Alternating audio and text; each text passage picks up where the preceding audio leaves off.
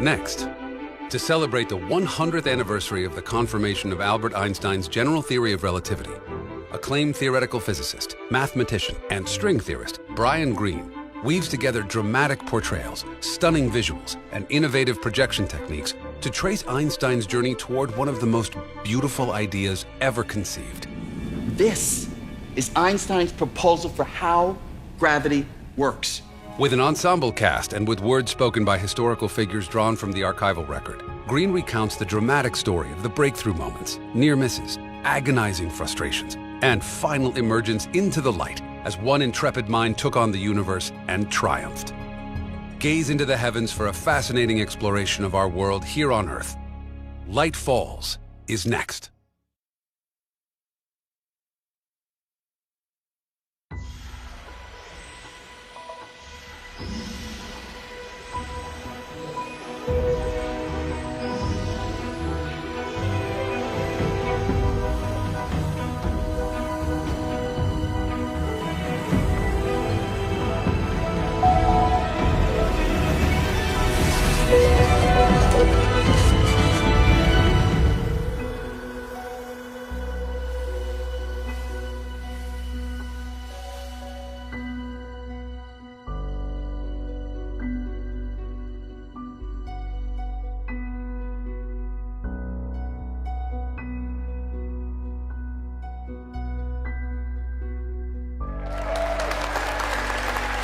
Good evening. Thank you. Thank you very much.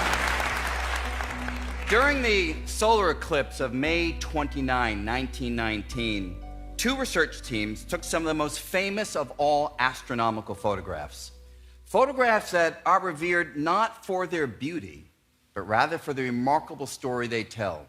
Because those photographs, taken 100 years ago today, provided the first confirmation of Albert Einstein's most far-reaching discovery, the general theory of relativity.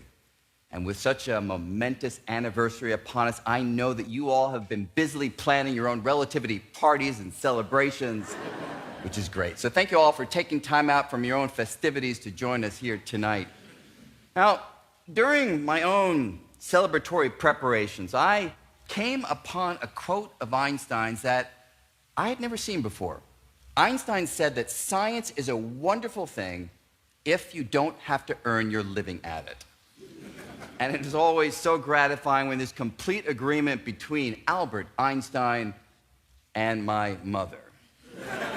Now, of course, Einstein did earn his living at science, but for Einstein, science was not an occupation. It wasn't even a field of study. Science was life. Science was Einstein's pathway for realizing life's loftiest purpose, to discover the true nature of reality. Or as Einstein put it, to know God's thoughts, because everything else, he said, amounted merely to details. It was a mission that Albert Einstein would valiantly pursue until the very end. On April 17th, 1955, Albert Einstein experienced a painful tightening in his chest. He was admitted to Princeton Hospital where the doctors recommended surgery for what appeared to be a ruptured aortic artery.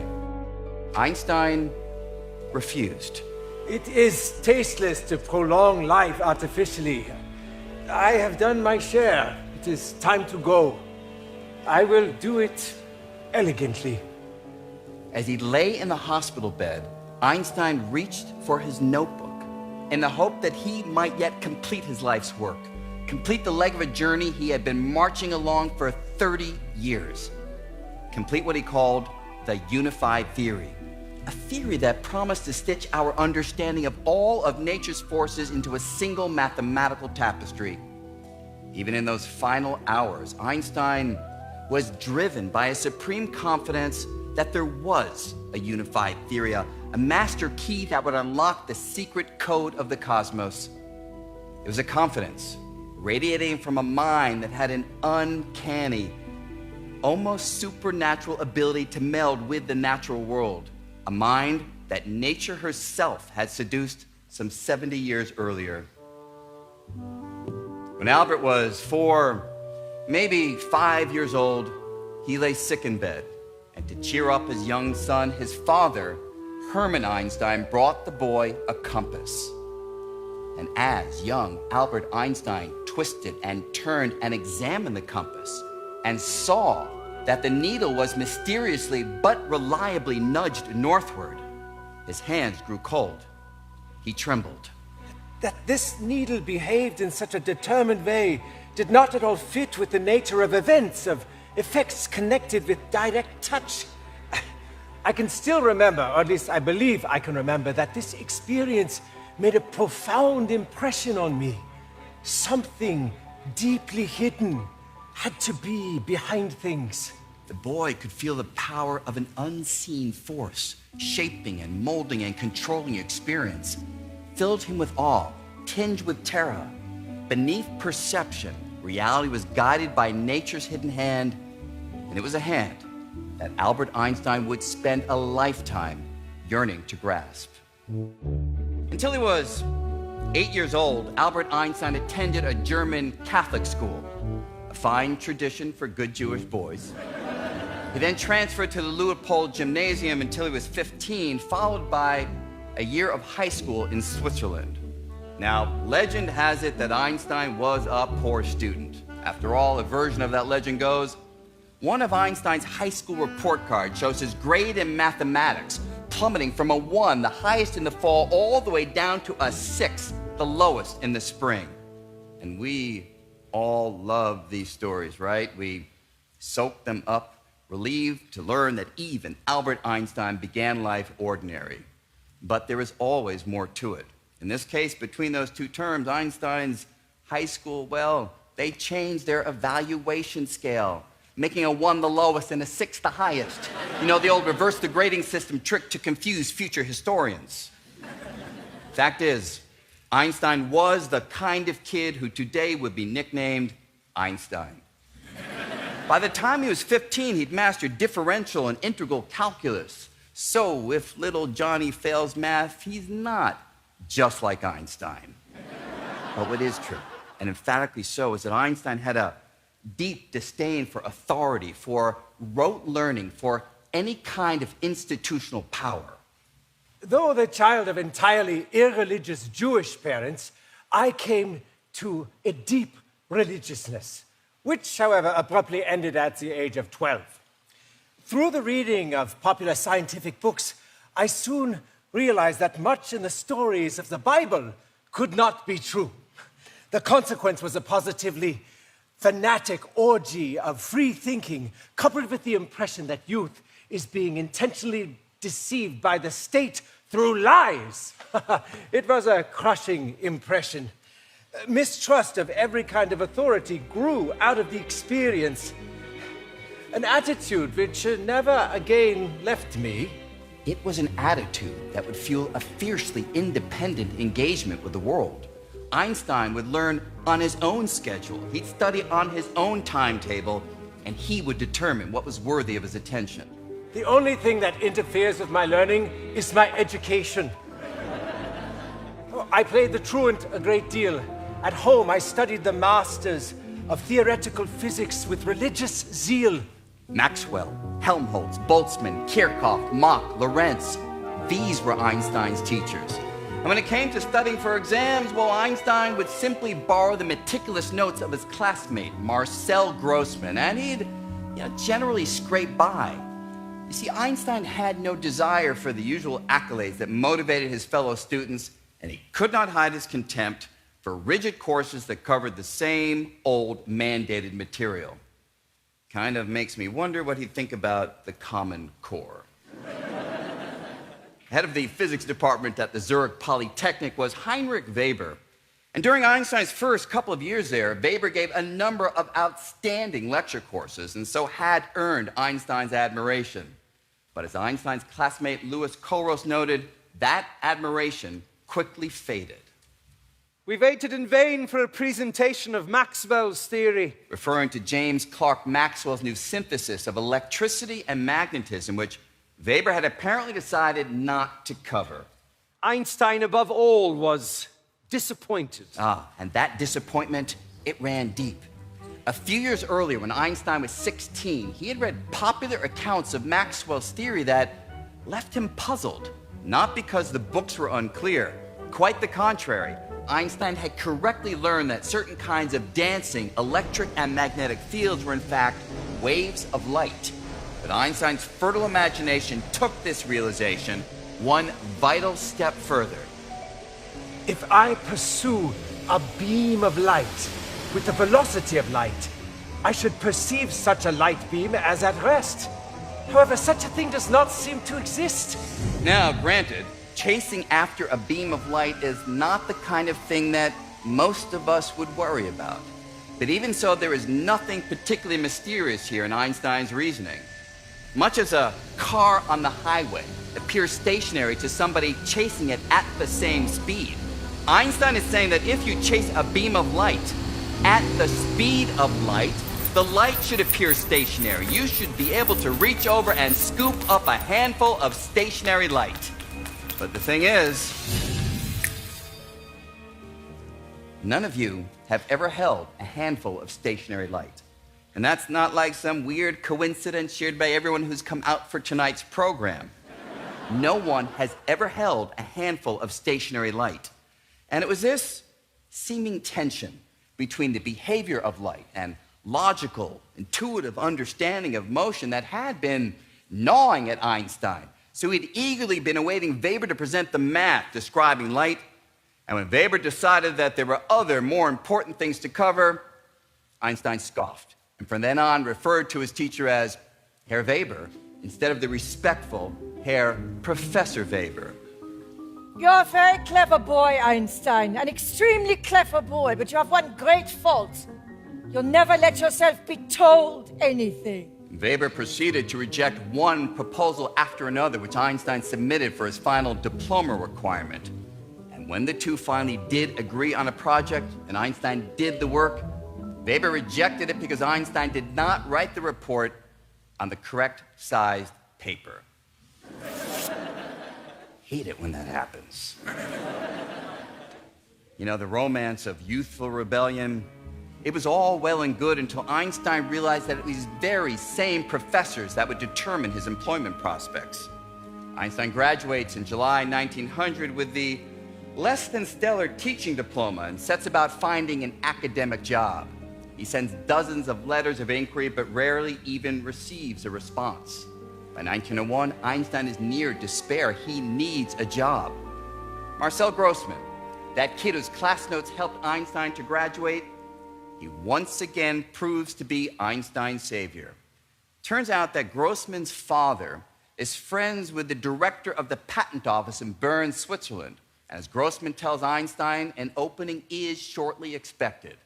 Indeed, in December 1901, Einstein gets the happy word that the patent office job at the rank of expert third class is his.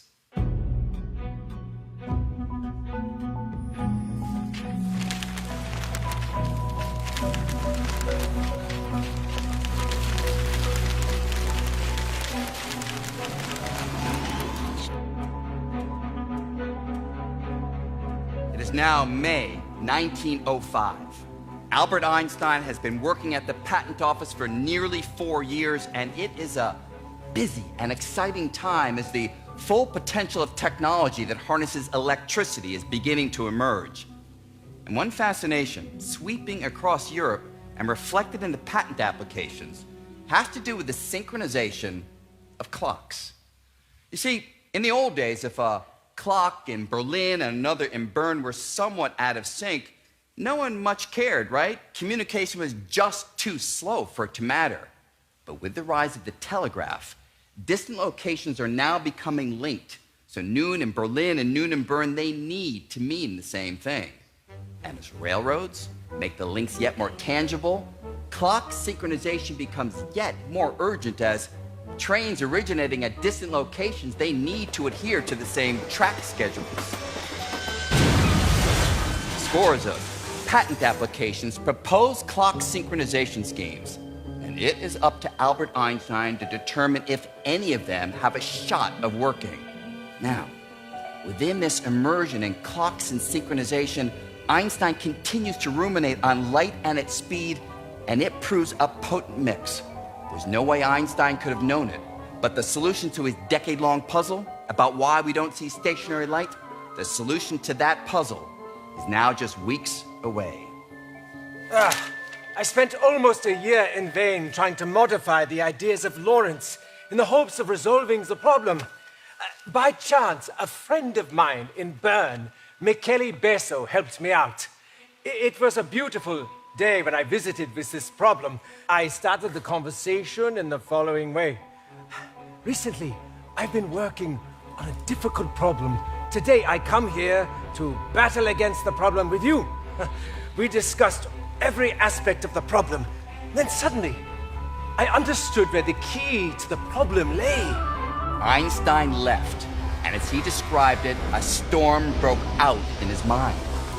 Light, electricity, magnetism, waves, frequency, motion, velocity, clocks, contraction, trains, transformation, simultaneity, synchronicity, space, time.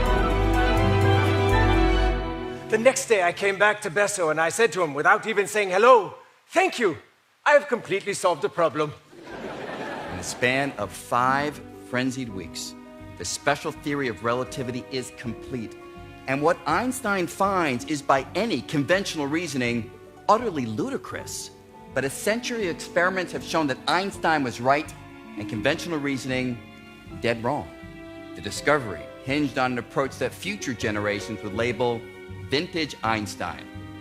Look at something that everybody else has been staring at for decades, maybe even centuries, peel away all of the hidden assumptions, and see it differently. In this case, here's how this all played out. Everyone had long assumed that our intuition, our understanding of motion, remains valid even at speeds far greater than any we've ever directly experienced. Einstein challenged this. Sure, you can chase after a car, making its speed from your perspective appear to slow down or even appear motionless. But when the speeds are as enormous as the speed of light, Einstein said that this reasoning is completely wrong. Instead, he found that regardless of how quickly you chase after a beam of light, the light speed from your perspective will not slow down one iota. The light will continue to race away from you at exactly the same speed, because the speed of light never changes. The speed of light is constant. And that's why no one has ever caught up with a beam of light, and that's why no one has ever held a handful of stationary light. Puzzle solved. Or perhaps I really should say puzzle shifted, because the new puzzle is, how could light speed behave in such a crazy way? Well, think about speed for a moment. What is it? It's a measure of how far you go compared to how long it takes you to get there. So it's a measure of distance, space, divided by duration, time. So when Einstein said that the speed of light is constant, that the speed of light behaves weirdly, he was actually saying that space and time behave weirdly. And that's what set off the storm in his mind. He realized that space and time execute a fluid choreography in which they adjust themselves in tandem to keep the speed of light fixed. And that's what makes this all such a big deal. I mean, no one would really care that much about some esoteric, strange feature of the speed of light. But strange features of space, strange features of time, yeah, that matters. That speaks to strange features of reality. And Einstein was able to work out those strange features of reality, and he did it with nothing more than high school algebra. He found that if you have 2 clocks, one stationary and the other moving, that time will elapse slower on the moving clock compared to the stationary one. And it's not just that the clock's inner mechanism is running slow. Einstein found that time itself is slowing down, so all processes in motion slow, from aging to thinking to twerking. And completing the dance, Einstein also found that space behaves weirdly. If you have a couple taxi cabs, one stationary and another that rushes by at high speed, you'll find that the height and the depth of the speeding taxi cab unchanged, but its length in the direction of motion will be shrunken. And were I to jump into that squeezed taxicab, you'd think I'd crave some legroom, but actually, relative to my new perspective, it's the rest of the world that's rushing by me, so the interior of the taxi appears ordinary. And it's the outside world that undergoes all these wondrous distortions. At everyday speeds, these effects are too small for us to notice. But if we routinely traveled near the speed of light, that's fast enough to go around the entire Earth 7 times in a single second. At those speeds, these effects, they would be obvious. We'd experience them all the time. But because we generally do not travel near the speed of light, it took the genius of Einstein to leap beyond everyday experience and figure this all out. Einstein completes his paper on special relativity in late June of 1905. And the presentation itself was peculiar. The paper did not have a single reference, and it began by addressing issues that the world's leading physicists would likely have considered in little need of exposition. If I say that train arrives here at 7 o'clock, I mean the pointing of the small hand of my watch to 7 and the arrival of the train are simultaneous events. A young upstart who'd yet to receive his doctorate instructing the world's leading thinkers on the meaning of the little hand.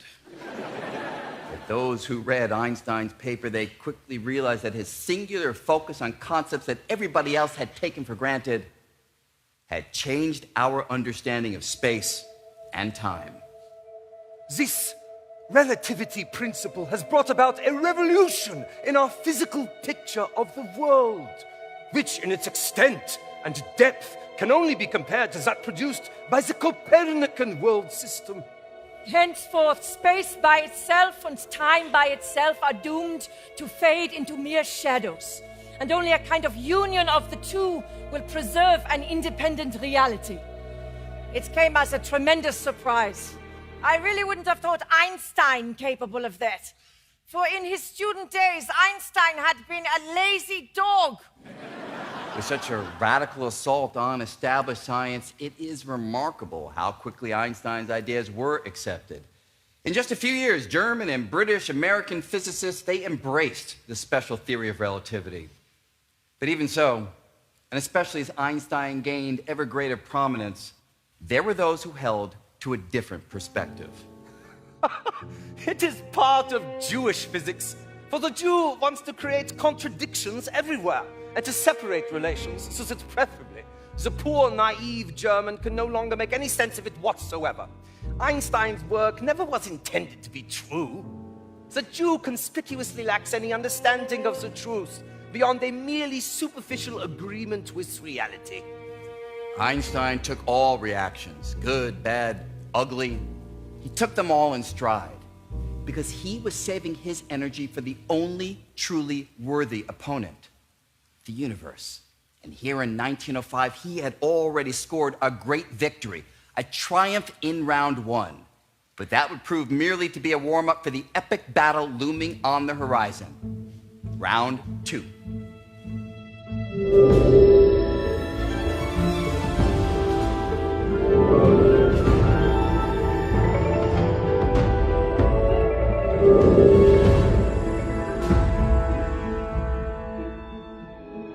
You know, as happens in science, sometimes you resolve one problem only to open up a whole nother can of worms. And that is what happens with the discovery of special relativity. It surely does resolve the puzzle of light speed, of why we never see stationary light. But in the process, it reveals another puzzle to do with a different speed, the speed of gravity. In the late 1600s, Isaac Newton wrote down his famous universal law of gravity, which says that every object in the universe pulls on every other with a force that depends on 2 things: how big the objects are, their mass, and how far apart they are in space. And using the little mathematical version of that description, we can make predictions for the motion of moons, planets, comets, and it all works, which is great. The problem has to do with the speed with which gravity exerts its influence. Here's what I mean. Imagine that for some reason, and the details do not matter, the sun is plucked out of space. It's gone. Here's a question. How long will it take for us to learn that the sun has disappeared by the sky going dark? Well, how long does it take light to travel from the sun to the earth? About 8 minutes. Which means if the sun were to disappear right now, the earlier light it emitted will still be streaming toward the earth, still be streaming toward the earth, still streaming, and only 8 minutes later will the final light that the sun emitted blow by planet Earth, and the sky goes dark.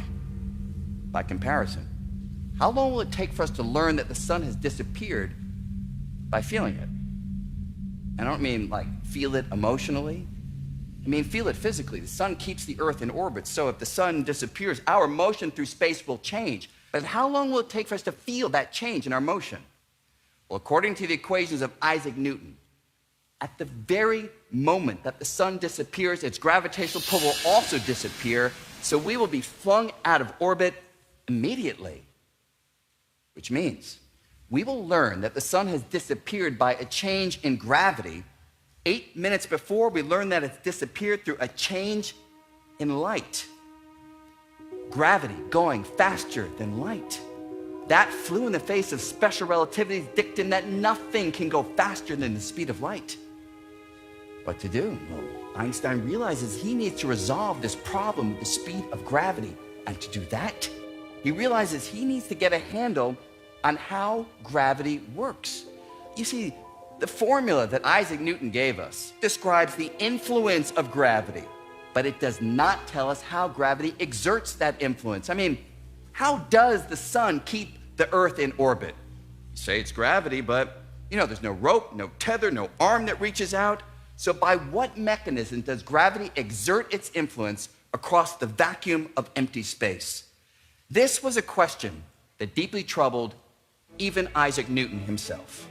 It is inconceivable that inanimate brute matter should, without the mediation of something else, affect other matter without mutual contact.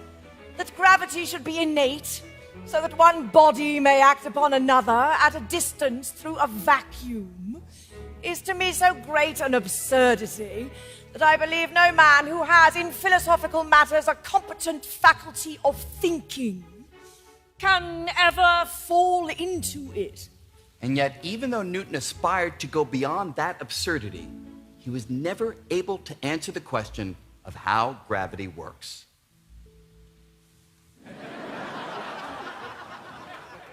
I leave that question to the consideration of the reader. Yeah, sure. For the following 200 years, just about everybody who read that, they kept on reading. Here's where Einstein is different. He is motivated to figure out how gravity works, and one afternoon in the patent office, Einstein sees the way forward. In 1907, I was preparing a summary of the results of the special theory of relativity for the Jahrbuch der Radioaktivität at the request of Stark, the editor of the journal. I was sitting in a chair in the patent office at Bern. Suddenly, an idea dawned on me. If a man falls from the roof of a house, he must not feel his weight himself. I was startled. It was the happiest thought of my life. The happiest thought of Albert Einstein's entire life is a man falling from the roof of a house. But the reason this thought made Einstein so happy is that within it, he could see the key to a generalized version of relativity that would embrace the force of gravity. Here's how I can think about it. Imagine that I am the guy who in just a moment Einstein will see falling from that roof. But just before that, I'm on the roof, standing on my bathroom scale. I look down at the scale and it reads 160 pounds. Then, with the scale Velcroed to my shoes, I jump. And as I'm falling, I again look down at the scale. What will it read now? Well, because the scale is falling right with me, I'm unable to press down upon it, so the reading on the scale will drop all the way to 0. By going into free fall, I feel weightless. And it's not just the scale. If I were to empty my pockets, everything will also fall right with me. So as I look over, it'll all be hovering right next to me, exactly as it would if there were no gravity. So in this sense, from my perspective, I have canceled gravity out. What about from your perspective? Watching this from the ground, well, you will surely say that there is gravity, right? It's what's pulling on me, causing me to fall faster and faster, causing me to accelerate downward. It's not as though one perspective is right and the other is wrong. Both perspectives are right, yours and mine. And therein lies the power. By putting the two perspectives together, Einstein realized that there is a profound connection between acceleration and gravity. You see accelerated motion, my falling faster and faster, and I see gravity being canceled. And this is one of the rare insights of Albert Einstein that you can verify at home, safely. All you need is a bottle of water. Water is spraying out of those holes because gravity is pulling on the water. But if we let the bottle drop, then from the water's perspective, gravity will be canceled, and so it should stop spraying out. And it does. Accelerated motion canceling out gravity. Now, the reverse is also true. Accelerated motion can masquerade as gravity. It can mock up a force that's indistinguishable from the pull of gravity. That room, it's in completely empty space, no gravity. And yet, if we turn on a couple of rocket boosters, making the room accelerate upward, everything inside feels pulled downward by a force that feels just like the pull of gravity. That feel like gravity? Big time. So the upshot is that with his happiest thought, Einstein realizes that he can seamlessly trade off accelerated motion and gravity. And this proves to be the vital leap forward, because understanding gravity, that was surely difficult. It had stumped Isaac Newton and everybody else who thought about it for 200 years. But understanding accelerated motion, that didn't seem so bad. So Einstein sees accelerated motion as his newfound hammer for cracking the problem of gravity, figuring out how gravity works. And it would not take long for this strategy to bear fruit, to reveal a connection between gravity and another startling concept, the curvature of space and time.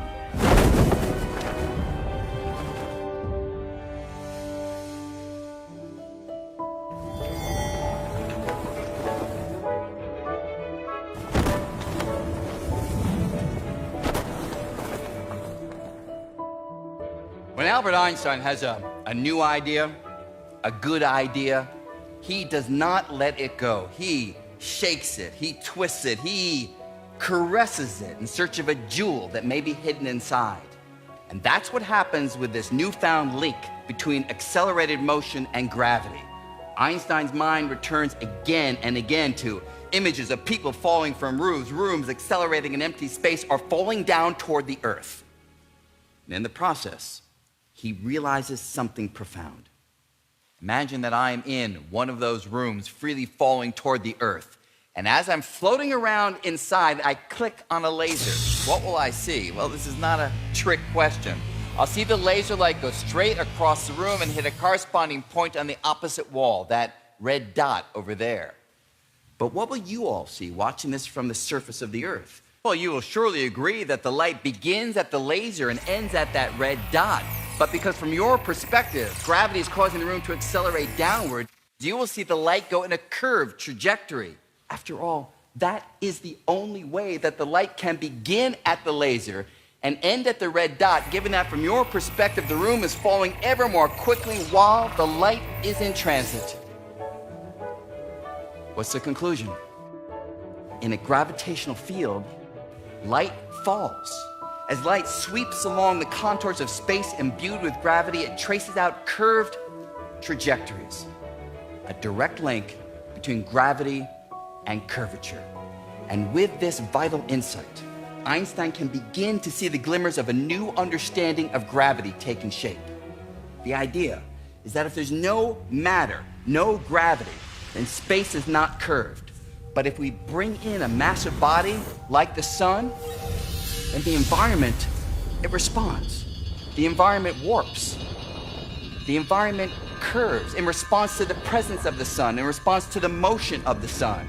And if we were to take a two-dimensional slice through this environment, we see that the Earth itself is kept in orbit because it's rolling along a valley in a curved environment that the sun creates.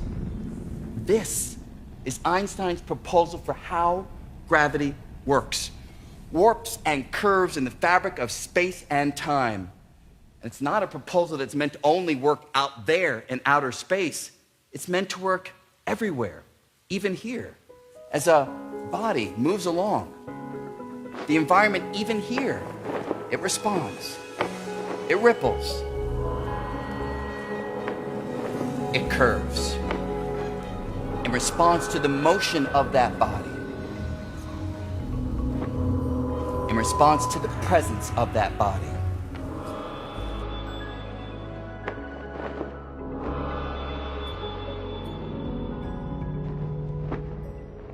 And it's an idea that also applies to me, right? Now look, I am not a particularly big dude. So the curvature I'm creating is too tiny for you to feel. But according to Einstein, it is here to be sure, as this is the essence of Einstein's proposal. And what a beautiful proposal it is. You and I, the Earth, the Moon, the Sun, we are all surfing along the warps and curves in space and time, sliding along its chutes and valleys. Yet, however striking the idea, Einstein realized that there is still a monumental challenge ahead. He needs to marry mathematical might to this spectacular imagery. He needed to come up with equations that will predict the precise shape and amount of curvature in response to any given amount of matter or energy in space. But even so, even with the daunting challenges ahead, for the very first time in his life, Albert Einstein can feel that he is touching the fingertips of nature's hidden hand.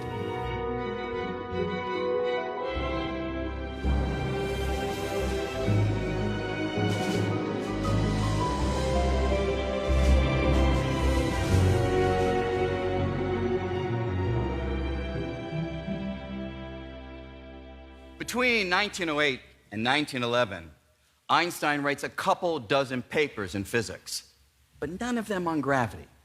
Instead, he is focused on the early developments of quantum theory, while also wandering the academic world, from an initial post in Zurich to a follow-on post in Prague, and finally in 1912 back to Zurich. Now, during all this meandering, Einstein continues thinking about gravity, but it's his move back to Zurich that marks the turning of his full attention to the problem of gravity, figuring out how gravity works. And more established scientists who've been kind of keeping tabs on Einstein's preoccupations, they considered this focus on gravity to be foolhardy. As an older friend, I must advise you against it. For in the first place, you will not succeed. And even if you do succeed, no one will believe you. Einstein, surprised, ignores all the advice, and his famed Zurich notebook allows us to peer directly over his shoulder as he launches a full-throttled attack on gravity.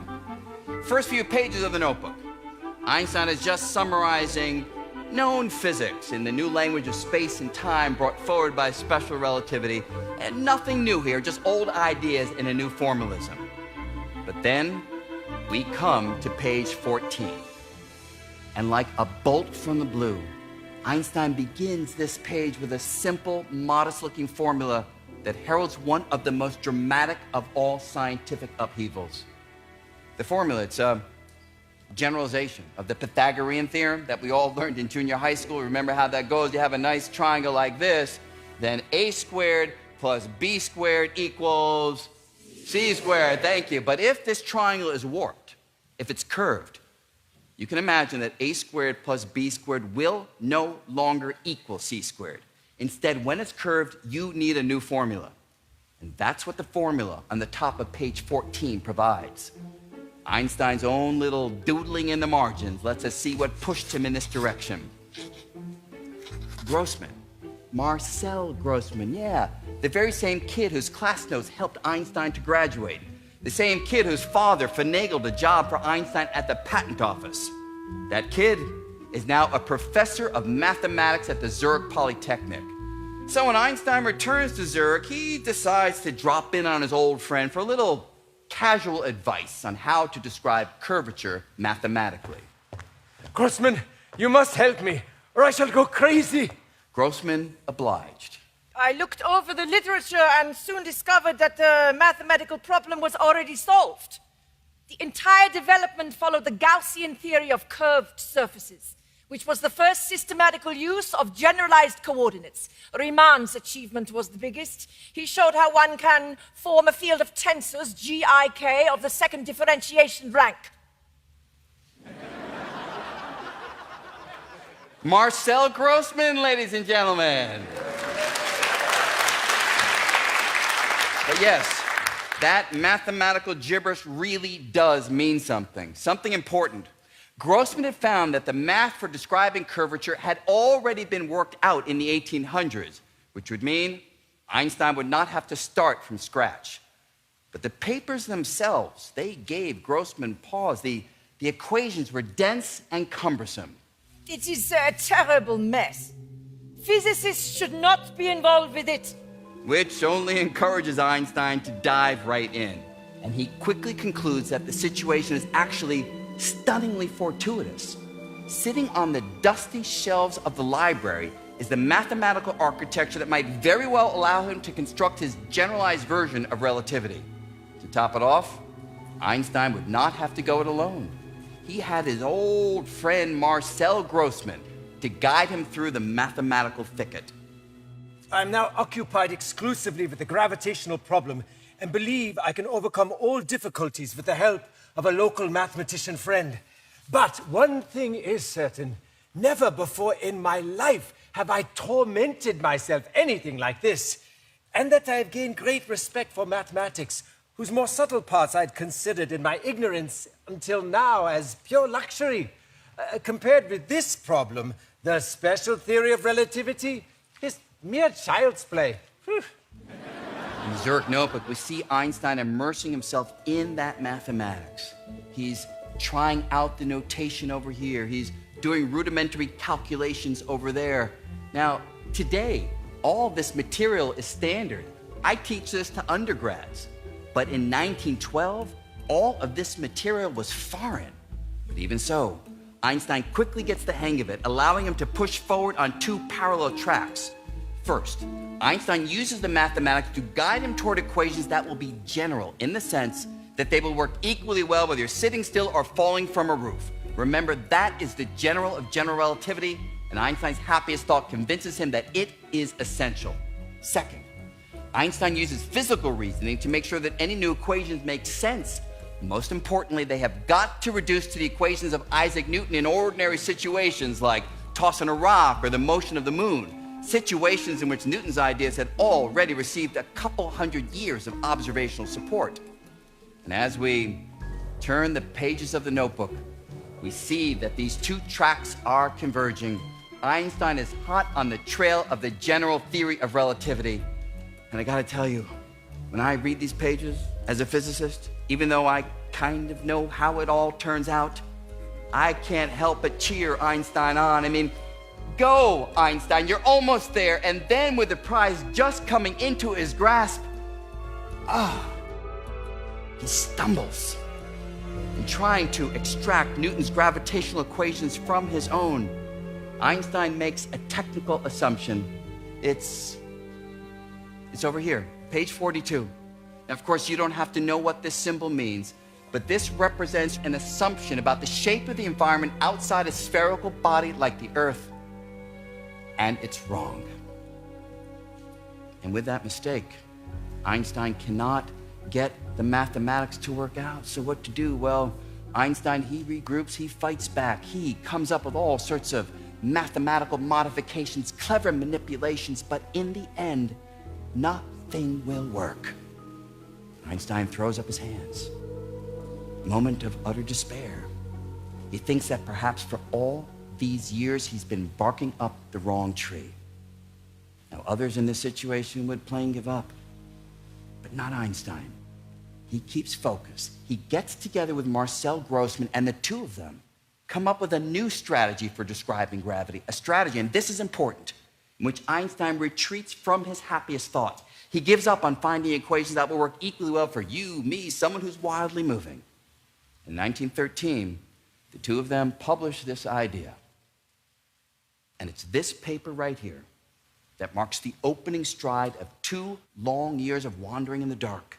Because only after Einstein had seen this approach through and realized that it did not work would he finally be ready to get back on track toward the general theory of relativity. But by then, the playing field would no longer be just his.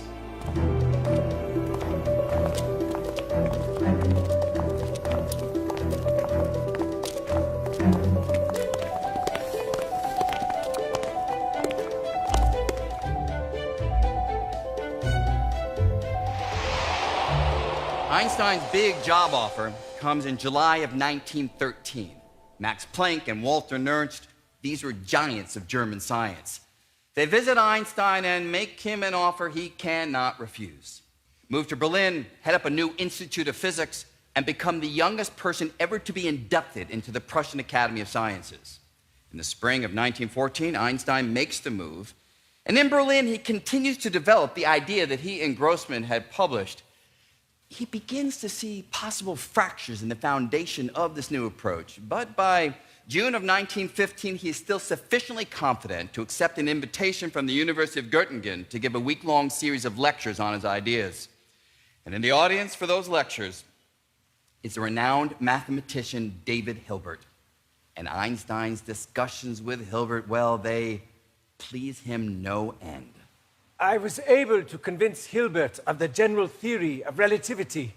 He is a man of astonishing energy and independence.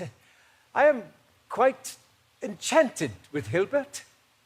Early 20th century bromance. But then things take a sharp turn. In October of 1915, Einstein realizes that he made a mistake in an earlier and pivotal calculation that completely and totally undermines his confidence in the approach that he and Grossman had published. 2 long, fruitless years. It finally convinces Einstein that he should not and he could not abandon his happiest thought, that it is absolutely imperative that any new accommodations of all perspectives, whether sitting still or freely falling or wildly moving, and so Einstein returns to the ideas that he had been developing toward the end of the Zurich notebook. Now, far greater facility with the mathematical methods. And as Einstein combines and recombines the metric and curvature tensors handed down to him by the deans of 19th century geometry, he reports on his progress in a series of lectures at the Prussian Academy. It's now Thursday, November 4, 1915. For the last 4 years, I have tried to establish a general theory of relativity on the assumption of the relativity of even non-uniform motion. Yeah, I actually believe that I discovered the only law of gravitation which was in line with a logically conceived general postulate of relativity. Einstein then describes the problems that beset his approach with Grossman and the impact it had on his perspective. For that reason, I completely lost trust in the field equations, and thus I went back to the requirement of a more general covariance. That's the technical term for equations that work regardless of how you are moving. Which I'd abandoned only with a heavy heart. Back then we had, in fact, already come quite close to the solution. Einstein concludes the lecture with equations that are tantalizingly close to fitting the bill, but he's not quite there and he knows it. And he pursues the math with the intensity of a lion stalking its prey. He writes to his son that he's so engrossed in his calculations that he sometimes forgets to eat. Now, in the midst of this intense intellectual focus, word trickles down to Einstein that David Hilbert has also found the flaws in Einstein's paper with Grossman and is throwing his hat into the ring seeking the correct resolution. Out of left field, Einstein realizes that there's a chance he might get scooped.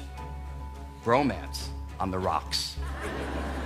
Einstein immediately writes to Hilbert and lets him know that he'd already found those flaws and backs up the claim by sending Hilbert a copy of the presentation that he'd given a few days earlier at the Prussian Academy. With return post, I am sending you the correction to a paper in which I changed the gravitation equations after having myself noticed about 4 weeks ago that my method of proof was a fallacious one. My colleague Sommerfeld tells me you also have found a hair in my soup that has spoiled it entirely for you. I'm curious whether you will take kindly to this new solution. It is now Thursday, November 11, 1915. Einstein is again lecturing at the Prussian Academy, unleashing the full geometrical arsenal now under his command. But the pieces have yet to fully coalesce, and increasingly concerned about claiming the generalized theory as his own, Einstein sends a copy of that presentation to Hilbert. Hilbert's response knocks Einstein back on his heels. I have a solution to your great problem. I had first wanted to think through the physical implications further, but since you are so interested, I would like to lay out my theory in very great detail this coming Tuesday. That is, the day after tomorrow. You can arrive at 3 or 5:30. My wife and I would be very pleased if you would stay with us. P.S. As far as I understand your new paper, the solutions given by you are entirely different from mine. Einstein is freaked. He'd been working toward the generalized theory for nearly a decade. He had freely shared all of his thinking that June with Hilbert, and now Hilbert, racing him to the finish line, claims he's figured it all out. The very last thing that Einstein wants to do is go and meet with Hilbert and be lectured on a solution that he himself has almost completed, and possibly have to concede that Hilbert got there first. Your analysis interests me tremendously. The hints you gave in your postcards awaken the greatest of expectations.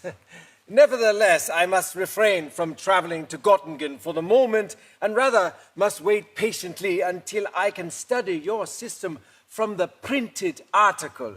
For I am tired out and plagued by stomach pains besides. During the following days, Einstein redoubles his effort, but with a shift in focus.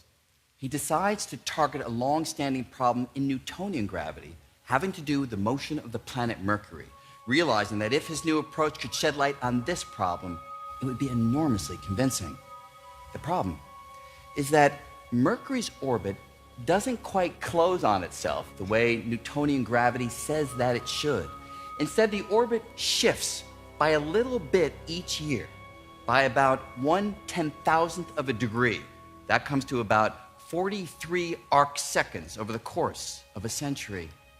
Now, astronomers had come up with all sorts of strained explanations for this, like the possibility of an undetected planet tugging on Mercury, but none of it was convincing. So Einstein decides to apply the equations he's been developing to Mercury's orbit. And when he finishes the calculation, Einstein stares at the page. The astonishment was not unlike what he felt as a young boy with a compass, because the calculations revealed that Mercury's orbit should shift by 43 arc seconds per century. Abraham Pais, Einstein's friend and biographer, described this as the most powerful emotional moment in Einstein's scientific life, perhaps in all of Einstein's life. Einstein himself confides in his friend Adrian Fokker that when the calculations agreed with the observations of Mercury, Einstein said he got palpitations of the heart. But Einstein told his colleague von der Haas is perhaps even more revealing. Einstein said that when his calculations explained the observations, he said that he could feel something snap inside him. Nature had spoken to him. It's now Thursday, November 18, 1915. Einstein is all set to lecture on these wondrous results on Mercury's orbit when that morning his triumphant mood shatters. He receives a paper from David Hilbert. But the system you furnish agrees, as far as I can see, exactly with what I found the last few weeks and presented to the Academy. The difficulty was not in finding generally covariant equations, for this is easily achieved with Riemann's tensor. referring to equations that he had developed years earlier in the Zurich notebook. We had distanced ourselves from those equations reluctantly because it seemed to me there was an incongruity with Newton's law. The important thing is, these difficulties have now been overcome. Today, I am presenting to the Academy a paper in which I derive quantitatively out of general relativity without any guiding hypothesis the perihelion motion of Mercury. No gravitational theory has achieved this until now. Cordial congratulations on conquering the perihelion motion. If I could calculate as rapidly as you, in my equations, the electron would have to capitulate and the hydrogen atom would have to produce its note of apology as to why it does not radiate. Please keep me up to date on your latest advances. The conciliatory response may have momentarily eased Einstein's growing anxiety, but what he did not yet know is that on the very next day, Saturday, November 20th, Hilbert submits his paper for publication, apparently laying claim to his version of the general theory of relativity. The title of Hilbert's paper was appropriately subdued. Unaware of this, but feeling the mounting pressure, Einstein gives his lecture on Mercury's orbit and then turns to sprint for the goal that he's been chasing for nearly a decade. But from almost every corner of his life, Einstein is under assault. Papa. Wo bist du, Papa? Albert. Wo bist du, Vater? Wir brauchen Geld. Albert! Wo bist du, Vater? Albert. Sie liegen falsch. Papa. Vater. Albert! Werden Sie meine Arbeit lesen? Annie, komm in. Albert! Ich vermisse Sie. Papa. Albert. Wo bist du, Albert? Albert! Albert. Somehow, amidst the chaos, Einstein undertakes a final flurry of geometrical gymnastics and coaxes the field equations to fall fully and firmly into place. It is now Thursday, November 25, 1915. Einstein is lecturing at the Prussian Academy for the fourth time in as many weeks. With this, we have finally completed the general theory of relativity. Einstein has the equations. The left-hand side is geometry. It describes warps and curves in the fabric of space and time. The right-hand side keeps track of the matter and energy within and moving through a region of space and time. And the equality, what we now call the Einstein field equations, this provides the choreography for the entwined cosmic dance of space and time, matter and energy. And remarkably, the equations tell a story that's a little different from the imagery I've been using. The imagery used in just about every popular account, which focuses upon the curvature of space. Because the math shows that time curves too.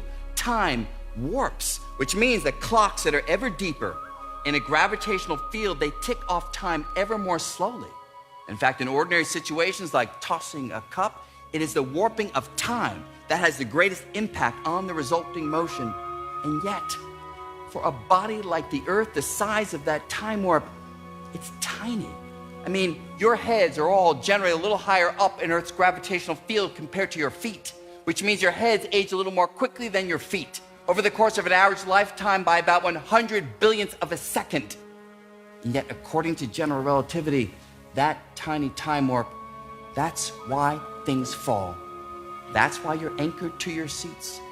Objects do not want to age. The math shows that things are drawn toward locations where time elapses more slowly. Who would have thought that the seemingly basic question asked by Isaac Newton 240 years earlier, how does gravity work, would result in such a dramatic upheaval in our understanding of reality? I am quite overworked from the extraordinary exertions of the last few months, but the success is glorious. One can barely imagine the elation of that glorious success. But Einstein is also now deeply concerned. He learns that Hilbert submitted his paper 5 days before him. And indeed, in the decades since, the priority for the discovery of general relativity has been debated. I mean, in that final chaotic week, did Einstein come up with the final form of the equations on his own, or did a little glance at Hilbert's paper show him the way?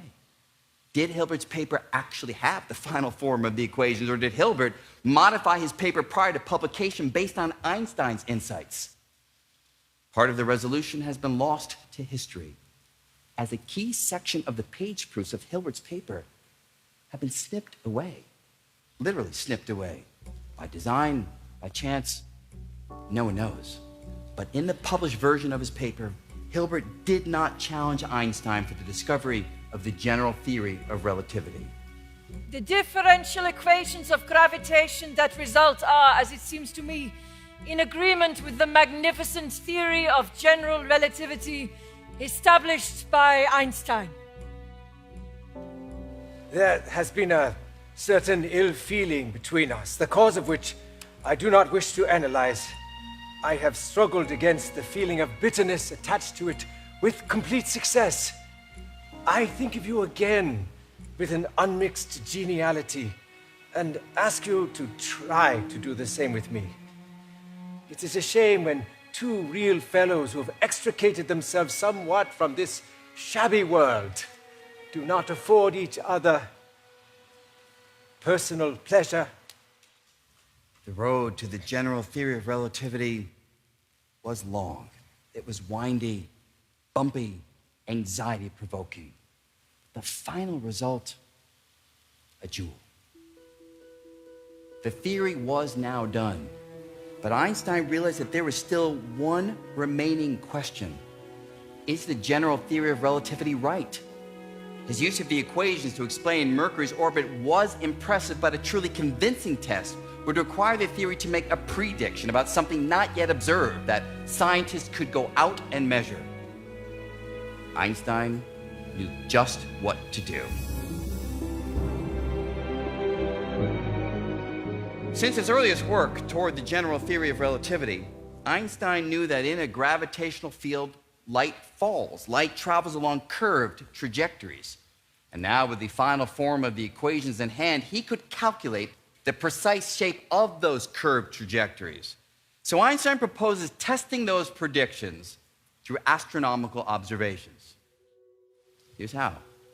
Light from a distant star travels along a nice straight trajectory when the Earth is on this side of the sun.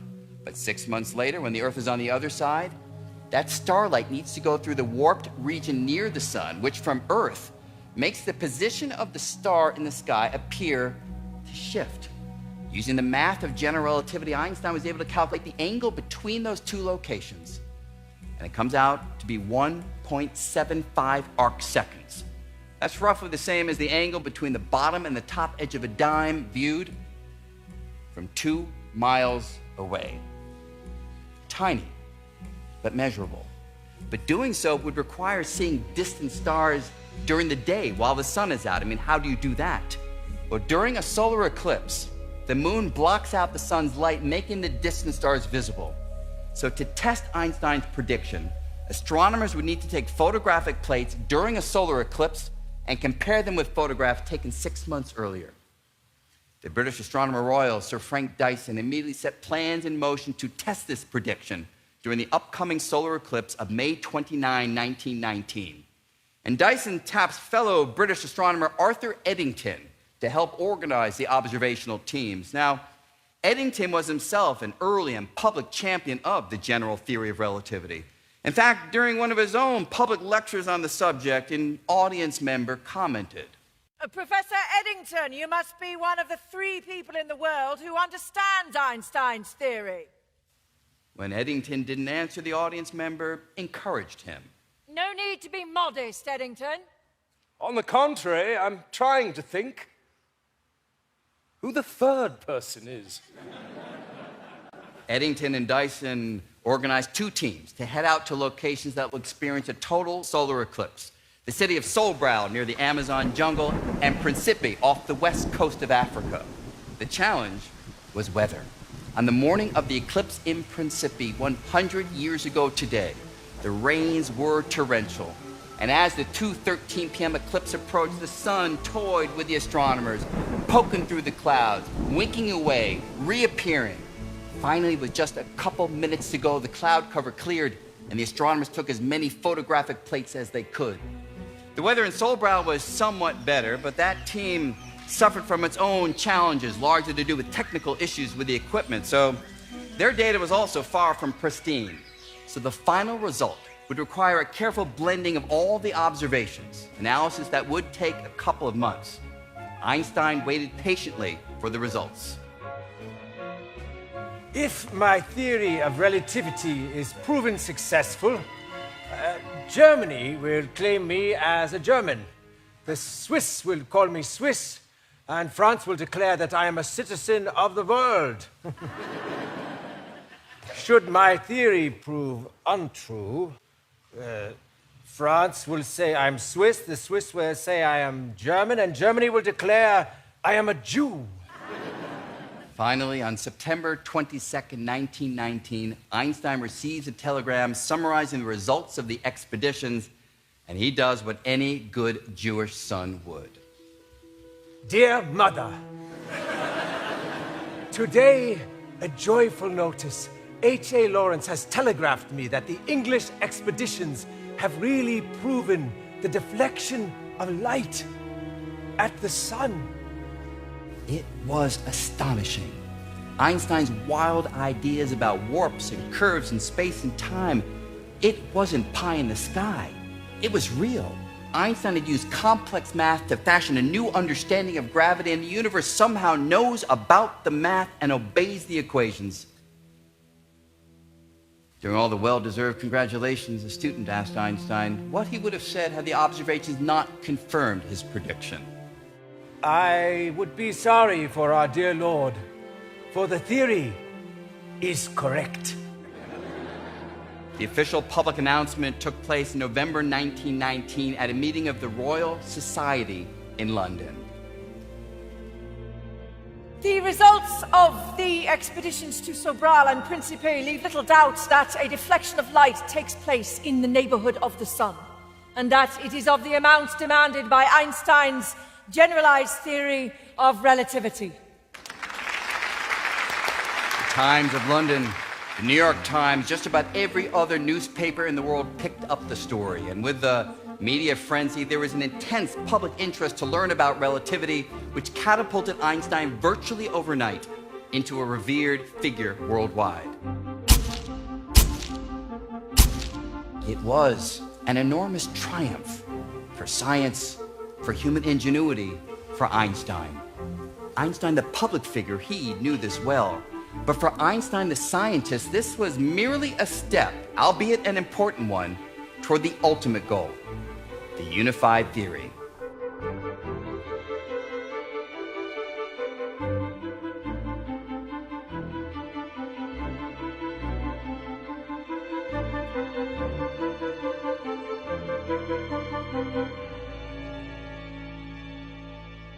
Einstein was the toast of the town. Every town, everywhere, his wild hair and his impish smile, it all just propelled him ever higher in the public eye. He was a character, in the truest sense of the word, a buoyant persona ready-made for public admiration. There was a widespread sense that to experience Albert Einstein was to brush up against the heights of humankind's defining qualities. Sometimes, even just the opportunity to learn about Einstein and his work could drive the public to excess. On January 5th, 1930, a film about Einstein and relativity was scheduled to be shown at the American Museum of Natural History in New York City.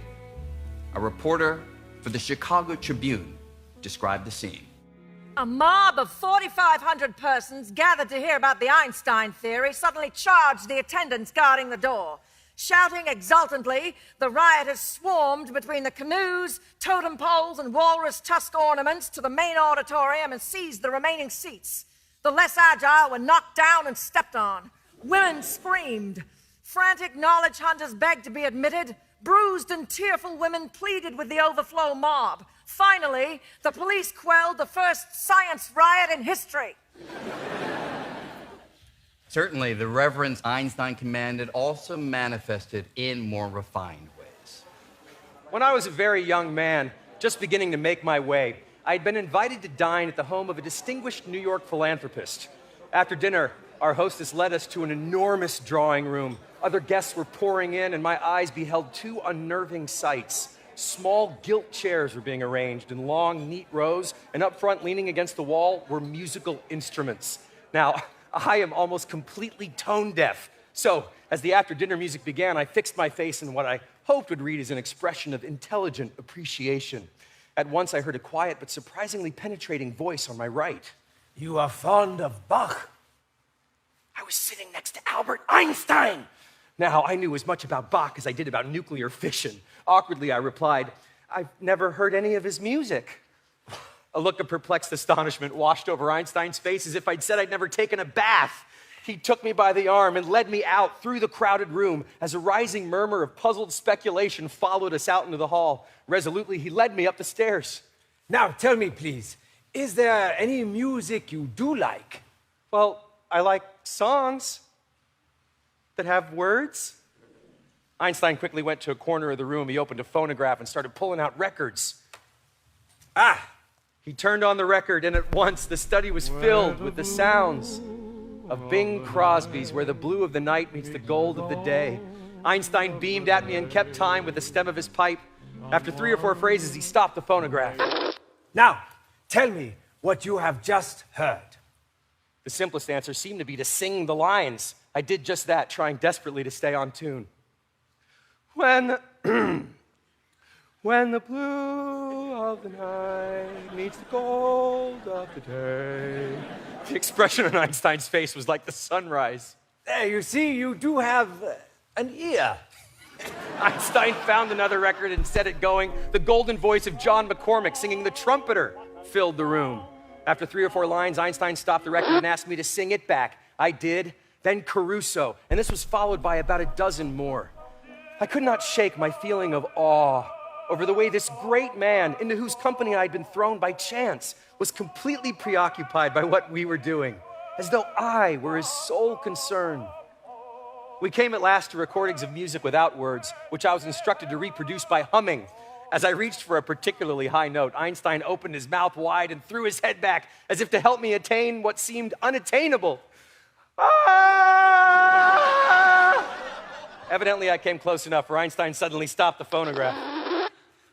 Now, young man, we are ready for Bach. Just allow yourself to listen. That is all.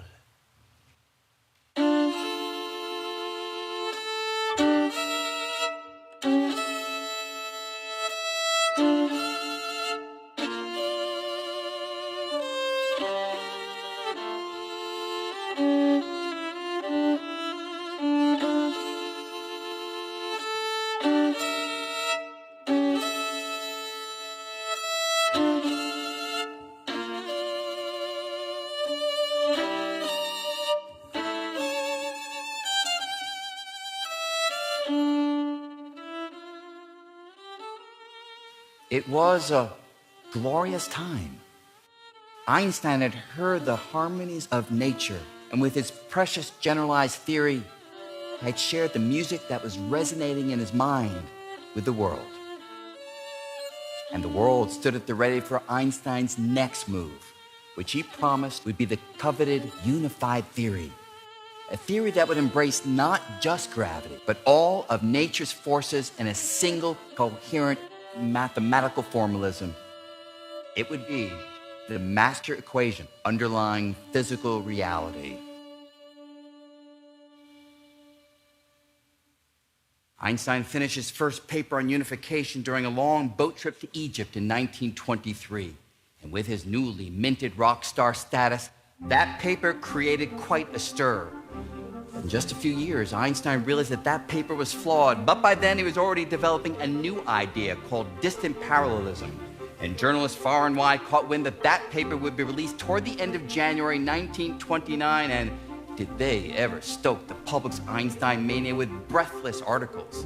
And when the paper finally did appear, the London department store Selfridges pasted its pages in its storefront window, attracting these massive crowds, all straining to catch a glimpse of Einstein's latest breakthrough. And in New York, the Herald Tribune, calling Einstein a near mystic, publishes his paper in its entirety on the front page.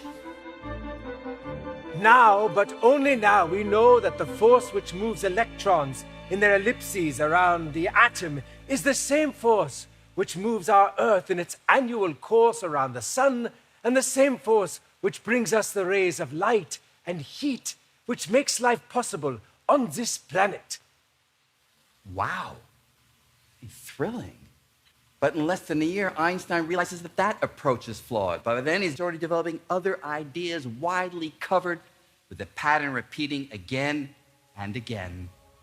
Einstein's never-failing inventiveness, as well as his tenacious energy in the pursuit of his target, blesses us with about one such theory per year, in which it is psychologically interesting that the current theory is usually regarded by its author for a while to be the definitive solution. I propose we greet each new theory with Einstein's new field theory is dead. Long live Einstein's new field theory.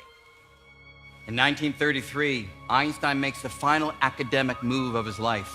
With the Nazis on the rise in Germany, Einstein accepts a position at the Institute for Advanced Study in Princeton, New Jersey. And ensconced in America, he continues his quest toward the unified theory, while also waging a relentless attack on quantum theory.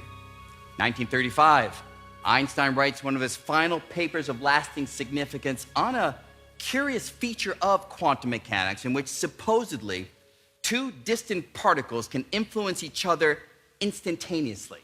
Einstein called it spooky. Spooky action at a distance. He thought it was nonsense, bolstering his view that quantum theory could not be the final word, as its proponents had claimed, strengthening his conviction that the missing piece was a unified theory he was developing.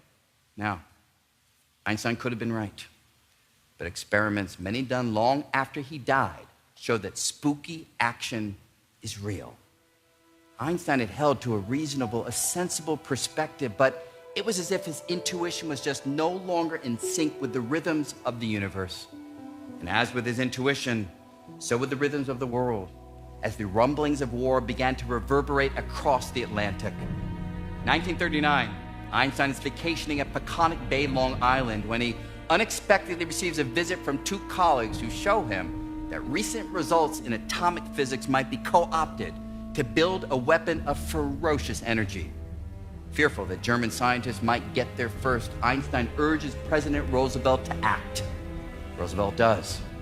On August 6, 1945, Einstein wakes up from his afternoon nap, and his assistant informs him that an atomic bomb has been dropped on Hiroshima. Oh my God.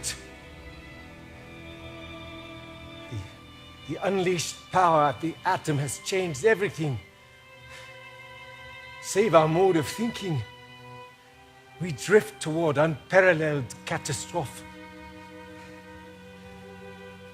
I know not with what weapons World War III will be fought, but World War IV will be fought with sticks and stones.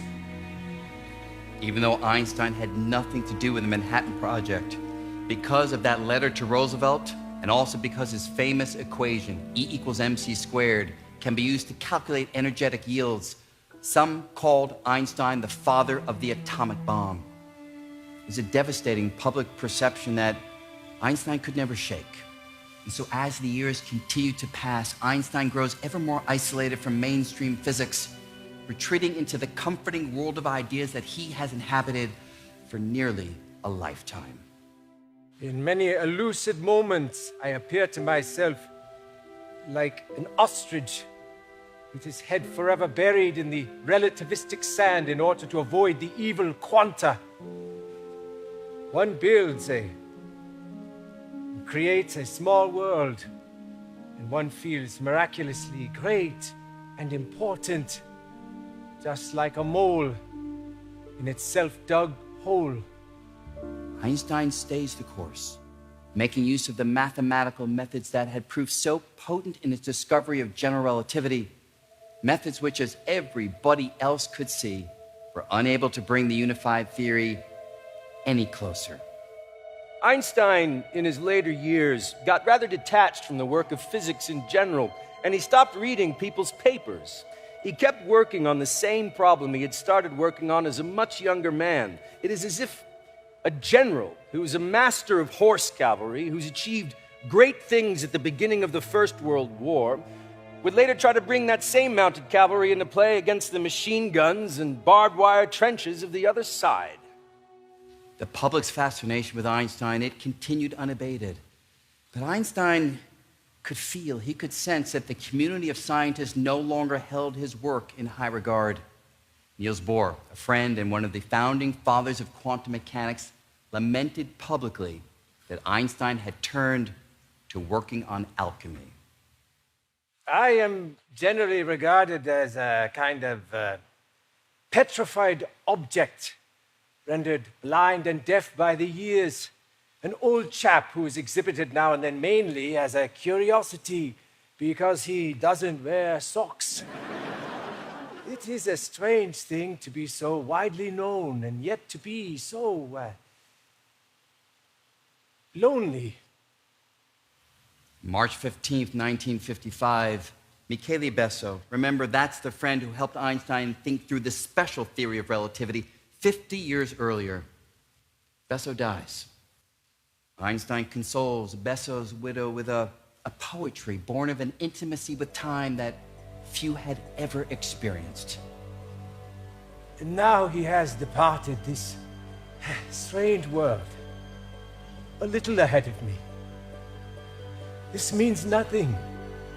To we convinced physicists, the distinction between past, present, and future is only an illusion, however persistent. A month later, Einstein lays in a bed in Princeton Hospital, and as dusk drifts to night, he closes his eyes. All the years of anxious wandering in the dark, with their intense longing, the intense alternations between confidence and exhaustion, and the final emergence into the light. Only those who have experienced it can understand it. No one else had or has experienced it. Our species has surely produced great scientists who've taken on great challenges to achieve great things. But Einstein's radical assault on the most basic elements of experience, space, time, matter, energy, gravity, all waged by one lone mind wrestling with reality, well, that was a singular achievement. And yet it is in that singular achievement that we recognize the depth of the human drive for coherence, for unity. It is within the singular that we see the capacity of the human mind to lift itself above the ordinary and catch a glimpse of the transcendent.